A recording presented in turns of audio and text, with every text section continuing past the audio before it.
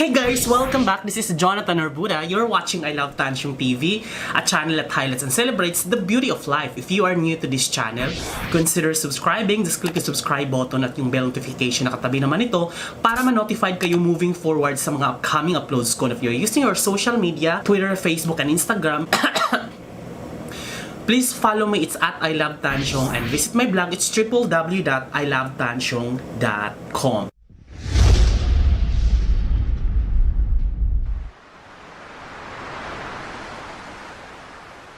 So ngayon, sobrang nakita nyo na sa thumbnail at saka title ng ating video na to, kaya mo ito kinlik. At ngayon, isang unboxing video na naman dahil dumating na naman ng Lazada na in-order ko. Paunti-unti po siyang dumarating, paunti-unti na rin natin nararamdaman yung pagiging smart home natin, right? So, for example, ito, hey, what time is it? It's 10:17 a.m. So, dahil dyan, dumating na ngayon ang isang gadget na makapagdagdag sa ating smart home. So, unti-unti natin siyang i-unbox. Actually, dalawa yung dumating, no? Dalawa yung dumating, pero iunahin muna natin itong i-unbox. Ibang video natin to siya i-unbox. Pero ito, isa lang kasi yung seller nito. So, dumating na po ang ating Buy 6 Wi-Fi Smart Bulb. Dalawa yung binili ko. At saka yung, bakit ko na, dimmable multicolor wake up. Basta, hindi ko na matandaan kung anong in-order ko nito. Basta, bumili ako ng smart socket. Ang pangalan niya ay Wi-Fi Smart Light Base for Smart Life. Toya. Wireless remote control. Pero smart ready din siya. Compatible sa Google and then Alexa. And then, ito naman, hindi siya saksakan, kundi yung paglalagyan ng bumbilya. That is amounting to 527 pesos. So, dalawa yung binili ko. Isa dito sa ilaw dito at saka yung lampshade ko. So, bumili ako para at least magiging smart ready siya. Then, shipping fee is 50 pesos. So, since dalawa yung binili ko, pero mga nasa 1,000 plus ang total niya. And then, bumili na rin ako ng smart bulb. Aside from saksakan, and then yung socket, bumili na rin ako ng bulb para sa CR or magagamit ko siya kung may extra na paglalagyan or bulb. Binili ko siya, 2 piraso yung binili ko. So, that's amounting to 280 pesos. So, mura lang siya, 280 pesos. Dalawa na yung binili ko plus 50 pesos na shipping fee para at least kung saan ko siya pwedeng ilagay or diba napundi yung isa, mayroon akong extra agad. So smart bulb naman. Buksan na po natin, no. Oh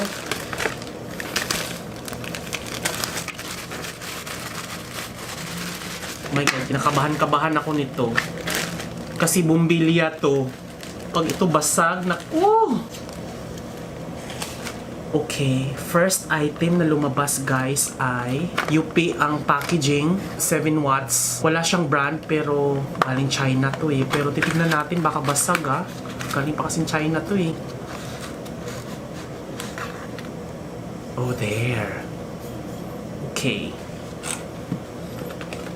So, ang sabi dito, music function, timer mode, bright, instant bright light, dimmable via app, LED rate up to 2,000 hours, 16 million colors, timer. So, multicolor pala to ha. Isang item, siya ulit. Okay. Hindi siya basag. Bongga. And then, meron pang dalawa. Kalimutan ko na to kung ano laman nito. Oh! Ito yung, ano to? Smart lighting base. Smart lighting base, guys. So, ito siya. Ayan! There. So, dalawa siya. Ito kasi, ito yung ikakabit ko dyan para maging smart light siya para utusan ko na lang. But for now, iti-test muna natin. First nating i-test is yung bumbilya. So, i-try natin dito, guys. O natin. Ayan siya. Medyo hindi siya gaano kaliwanag. 7 watts kasi. Ito kasing pinagpalitan natin, parang ilang wattage to. Mukhang basta mas ano to. Medyo mas dim siya. So, sara muna natin yung... So, ganyan siya.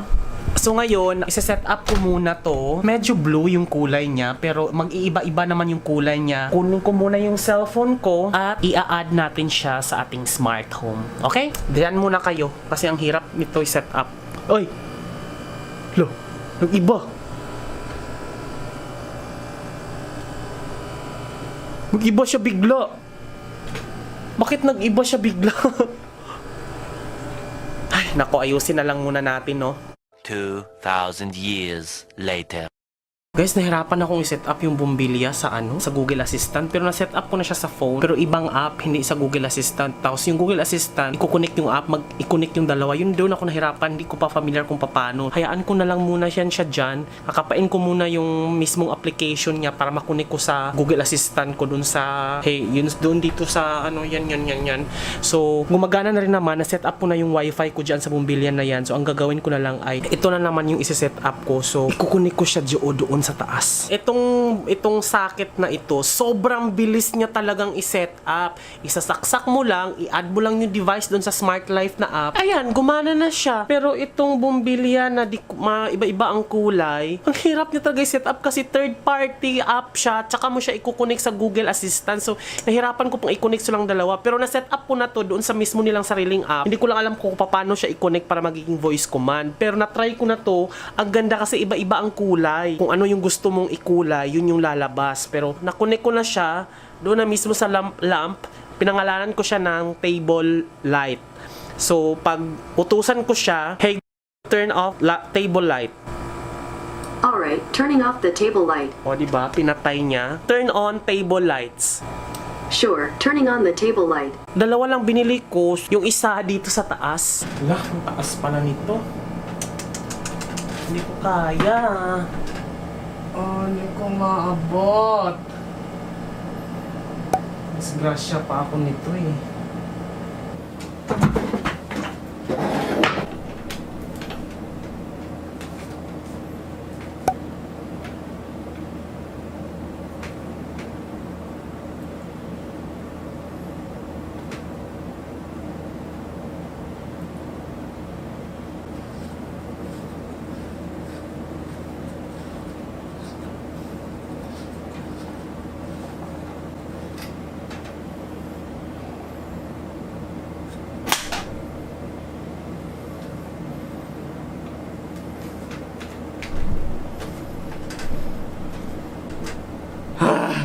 Nakayanan ko siyang ilagay. Ang taas-taas, delikado. Ayan oh.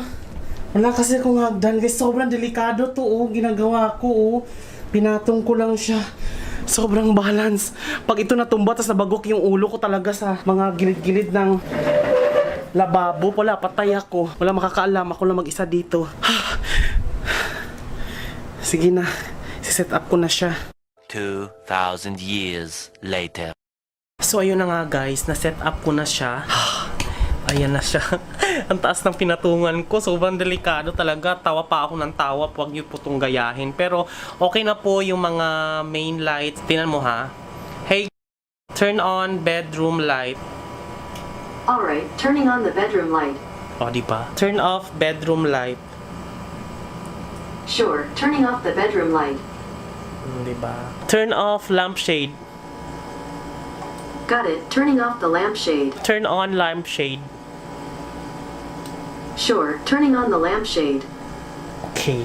So yun na nga, 'di ba? Ito na lang. Pag-aralan ko na lang talaga kung paano to siya kikeme. Lagay ko to sa CR, tama ba? Lalagay ko sa CR para at least matry ko kung paano. Ayan siya. Ay, yung kulay niya, oh. So, hindi ko pa alam kung paano isi-set up to. Iko-connect. Isi-set up ko muna yun para mautusan ko siya. Pero pwede ko na siyang bago-baguhin yung kulay. Pero maganda yung dim light lang, no? Sa CR. Goodbye ang ating nabili. So, ibig sabihin ay working and sana na lang talaga tumagal to ng pangmatagalan talaga. So, that's it for today. Simple unboxing at saka testing lang naman to eh. So, pag na fully smart home lang tayo, maggagawa rin ulit ako ng panibagong house tour. So, there! Thank you so much for watching guys! Bye! So bago ako matulog guys, gusto ko lang talagang i-share sa inyo guys yung update kasi yung dalawang bulb, 'di ba? Para ako mabaliw-baliw na paano siya i-set up. Hinahirapan talaga ako. Buti tinuruan ako ni Hope via Messenger. So ito na nga siya, ayan oh. Pwede na siyang voice command. Hey, dim my lampshade please. Got it. Dimming the lampshade. Tapos sa CR naman guys, ayan siya oh, color blue. Hey, make the CR light color green. Got it. Changing CR light to green. O, diba? Change the CR light color pink. Alright, changing CR light to pink. Turn off CR light. Sure, turning off CR light.